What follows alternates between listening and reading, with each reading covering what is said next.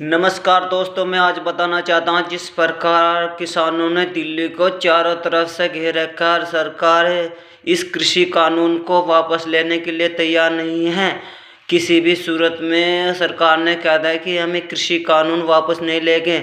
मैं आपको बताना चाहता हूँ इसी संदर्भ में 2018 2 अप्रैल को एक दलितों ने महासंघर्ष किया। एससी एक्ट हटा जाने के विरोध में सभी भारत के सभी दलितों ने हर जिले हर कस्बे में संघर्ष की बुगुल बजा दिया और नतीजा यह कुछ दलित संघर्षकारियों शहीद भी हुए। और किंतु यह सरकार फिर भी नहीं मानी। सरकार टालमटोल करने लगी। उसी बीच सरकार में बैठे कुछ दलित भाजपा नेताओं ने अपना त्यागपत्र मोदी को सौंपना शुरू कर दिया और मोदी जी को बताया कि यदि आप एससी एक्ट दोबारा वापस नहीं लाएंगे तो हम भाजपा से त्यागपत्र दे देंगे। किंतु मोदी साहब मान गए और दोबारा संशोधन कर एससी एक्ट फिर लागू कर दिया। उसी संदर्भ में बताना चाहता हूं कि किसान वर्ग से लोकसभा में कम से कम 50% लोकसभा के सदस्य किसान वर्ग से ही आते हैं और राज्यसभा में बैठे विधानसभाओं में बैठे कुछ सदस्य किसान वर्ग से ही आते हैं। यदि ये सभी लोग किसानों के पक्ष में आकर मोदी को कहे कि यदि आप किसानों का यह किसान बिल वापस नहीं लेते हो तो हम आपकी पार्टी से त्यागपत्र दे देंगे।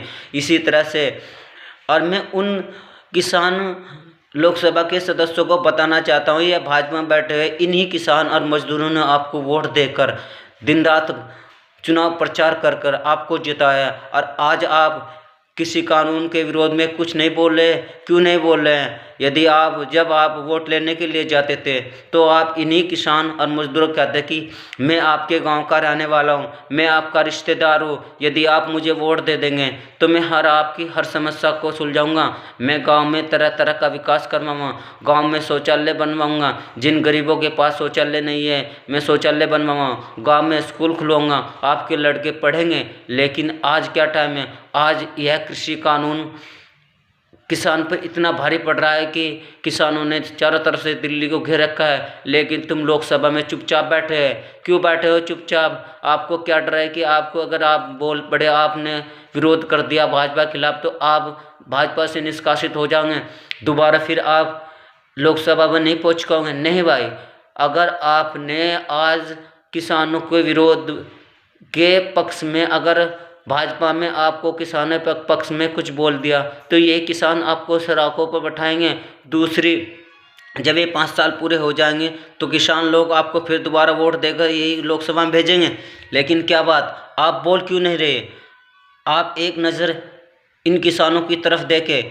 इन किसानों में आपके रिश्तेदार भी धरने पर बैठे हैं, इन किसानों में आपके गांव के किसान भी धरने पर बैठे हैं, इन किसानों में आपके परिवार के रक्त संबंधित भी धरने पर बैठे हैं, इन किसानों में आपके ज़िले के किसान भी बैठे हैं। इस तरह से आप इनमें कुछ ना कुछ आपसे संबंध है। मैं उन लोकसभा के सदस्य, राज्य में बैठे विधानसभा के सदस्यों से निवेदन करता हूं, भाजपा सरकार को जितने भी आप इस प्रेशर बनाएं, इस कृषि कानून को रद्द करने के लिए कहे। अगर आपकी बात नहीं मानी जाती तो आप लोकसभा से त्यागपत्र दें, विधानसभाओं से त्यागपत्र दें, ताकि आपको पता लगे कि हम भी इन्हीं किसानों के बेटे हैं। जब हमारे माँ बाप, भाई बहन, रिश्तेदार, गांव वाले, शहर वाले धरनों पर बैठेंगे तो हमारा विधायक होने का क्या फ़ायदा?